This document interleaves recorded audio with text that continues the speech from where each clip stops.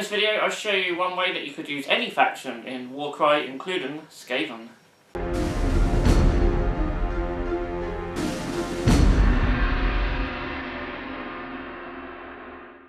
Hello Bitsbrew, this is Craig from Bitsbox.co.uk here with a slightly sort of different video to what we sort of normally put out.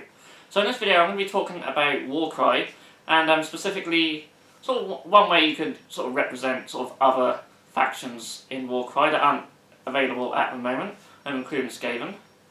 So yeah, as I'm recording this, October 2019, as it stands we've got 6 main factions, 7th has been announced. And yeah, you can use a few other armies, such as there's Idoneth Deepkin, Stormcast Eternals, Nighthaunt, Legions of Nagash, a few others as well. But there's no Skaven, which is really weird. So in this video I'll show you how I've sort of gone about that. Obviously, if you're watching this in the future, then it might be totally irrelevant. As I said, I'm filming this in October 2019, so if you're watching this a few months or even a year in the future, there might already be cards out for Skaven and other factions that I mentioned in this video.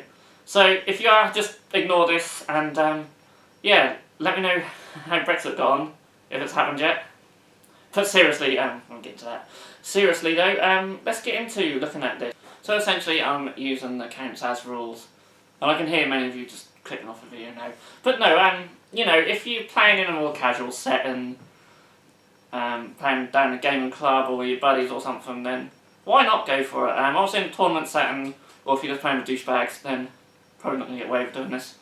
But yeah, that's what I'm doing, and I'm going to talk about sort of how to choose the right faction to use for your counts as. And I'll look at a few, and we'll look at their sort of play styles. Base sizes are quite important, and what they're armed with, and then I'll give you some examples of factions there. So yeah, we're looking at the Skaven at the moment. So I'm using the rules for Cypher Lords for Skaven because I don't think they're particularly, like, they're not quite tough, and I think that represents Skaven quite well. You don't want anything, you don't want to use like Iron Golems or something like that for them because I don't think it would really fit. Obviously you've got to keep in mind base sizes. The 28mm bases you don't get in Age of Sigmar, so just use a 25 for anything that needs a 28 really, there's not that much difference. But yeah, for a Thrallmaster I thought this sort of pack leader, this is a guy out of the Island of Blood set. These are all from Island of Blood actually. I thought he works quite well. And then for the Illuminate I thought maybe a Storm Vermin. You could use something else if you wanted. Now obviously the Storm Vermin's on a smaller base to Illuminate. But I was thinking I'll probably just use a tabletop adapter or something around him for Warcry. Because base sizes are kind of important, they do make a little bit of difference. Not massively, you can get away with the smaller bases if you so wish. And then for like Mindbound or Mirror Blades, depending on what you want, Clan Rats work really well. You could, I don't have any Plague Monks or anything, but you could use Plague Monks if you wanted like Plague Monks to be Mindbound and then Clan Rats to be Mirror Blades, so you could tell the difference between the two. Looking at the Cypher Lords miniatures, there's like very little difference between them. Anyway, I think Mirror Blades just have a bit more armour to them. So, you could do something like that. Or just use all Clan Rats and just make sure you know which ones are which. Some Clan Rat miniatures do have more armour than others. So you could certainly use that. So that's what I've done here. So for one of them, the armour is my Mirror Blades. And for ones without Mindbound. And that's how you sort of tell them apart. So I've mainly got them with glaives, or in this case, spears. I think that works quite well. And for dueling swords, or just your regular Mindbound, just a Clan Rats with the hand weapons work fine. I know they have shields, but it's not really a massive issue here. Shields, for those who don't play Warcry, do actually give you +1 to toughness, but we'll just forget that they have them here. In most cases, it seems like the miniatures of shields have an extra toughness anyway. But yeah, that's a simple way that you could just use Skaven. And because I've decided to use Cypher Lords as well because they are chaos, and then using monsters and mercenaries, there are actually some Skaven characters who can ally with these. So yeah, it's weird that they have Skaven characters but not a Skaven warband. But as I say, hopefully there will be some rules in the future. I mean, it'd be very easy just to print some of these in White Dwarf, and I'm sure they probably will. And if you're watching this in the future, they may have done so already. So, yay.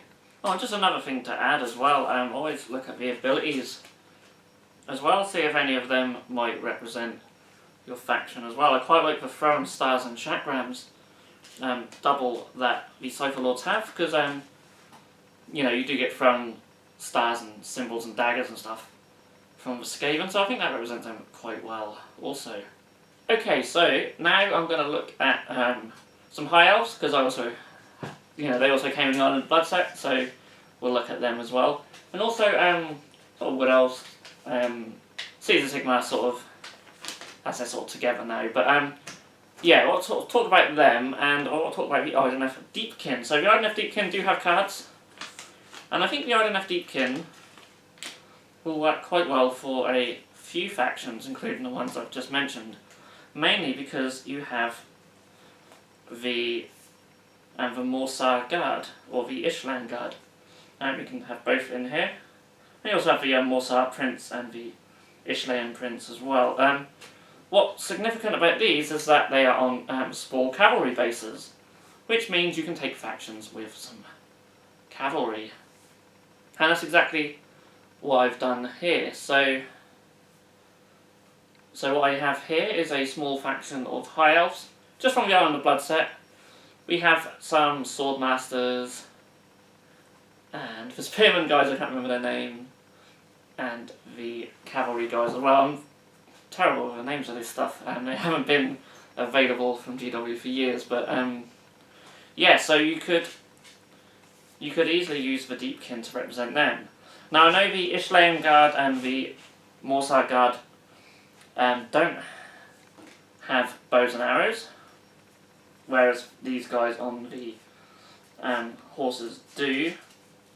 So yeah, you know, that's, you know, you just have to sort of have a good opponent who can, you know, I mean, to play like this, your opponent has to be quite relaxed anyway, so yeah, I mean, you could do some conversions if you so wish, but if you wanted to just to use your existing miniatures that you already had, which is sort of the point of this, then, you know, I'm sure your opponent will be fine. You'll just pretend that they don't have bows to shoot them, and I'm sure most opponents will probably be okay with that.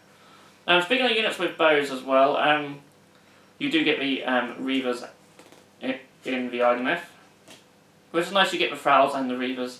So the Reavers obviously do have bows. Now, looking at these miniatures, you might think they don't have bows and arrows, but the Spearmen actually do have a bow and arrow on their back, so they could easily be used as Reavers, and your Spearmen could be used as Thralls. It's just up to you to work out how to do a leader for these. And yeah, so, and moving on, you could do exactly the same thing with sort of High Elves. So I've got some Sisters of the Thorn, some Glade Guard, and some Wildwood Rangers as well. And it's the same sort of army there. And then just use the, I've got the leader of the Sisters of the Thorn, who can just act as either my Ishlan Prince or my Morsar Prince, and depending on which ones you fancy taking. So I mentioned earlier that base size is quite important. So if you've got stuff like on 40mm bases, say like Ogres for example, then obviously you want to look at a faction that will use sort of bigger stuff. If you want to do Skaven a different way as well, Flesh Eater Courts are quite good to maybe have a lot of Rat Ogres instead of the, what are the big guys called? Crypt Horrors? Crypt Horrors are the big ones and Crypt Ghouls are the little ones. So you can actually be your Crypt Ghouls and your Rat Ogres would be Crypt Horrors. I'd like to try that in the future as well, definitely. But for like, if you're Ogres, then I think the Iron Jaws work really well for Ogres. I don't have any Ogres here to show you guys. Well, actually I do, but I don't have a variety, big enough variety of them. But I think like the Orc Brute with a big sort of two-handed weapon, I think he'd work perfectly for like an iron, is it an iron gut? Yeah, I think they're iron guts. Oh, I'm so bad with the names for this old stuff now. Yes, and they'd work really well, and then of course your regular Ogres can be your Ogre Brutes. And you know, you could get like one of the sort of Ogre characters to be your sort of Brute leader. Or even like if you want to have an Iron Jaw Mega Boss and have a big Ogre guy to represent him, you certainly could. So I think that worked quite well. And then, I don't really know what you'd do for the Ard Boys. But you could just focus on just the big stuff, really. I mean, if you really wanted to as well for Ogres, you could go down the Stormcast route. I think it would be as good for them though, but you certainly could because they're on the same side of bases. And then you could have like Lead Belchers instead of like a Vanguard Raptor or something. But I still think Iron Jaws are best. Really, it's down to you to really sort of look at the cards, look at what they can take, look at what they can do, what they're armed with. And you can sort of make your own conclusions there. But these are just a few examples that I've given you for this video. And yeah, again, like in a casual setting, why not? We might try it out. So yeah, just the last thing before I begin. Now, is confusion, because obviously doing things this way, you could get a little bit confused. Because obviously the cards we use have pictures of other stuff on them. So I've seen people suggest printing out pictures of their miniatures, or just getting GW equivalents and paint just off the website, and then just printing them out, pasting them over. You could even draw up your own cards. The information on here, there's not much to them really. I do recommend doing something like that because obviously you might just get confused as to what's what. Even with just a small number of miniatures, it can still get quite confusing once you start putting wounds counters all over the place. So keep that in mind. But yeah, if any of you have already tried this out, then do let me know in the comments down below. Or if you have any sort of ideas for other factions, what sort of best represents them, then I'll certainly love to hear in the comments down below, and maybe we can get a little discussion going over that. So yeah, just a quick little video, just for today, something different. Let me know what you think, and I'll see you all again in the next video. Thank you so much for watching.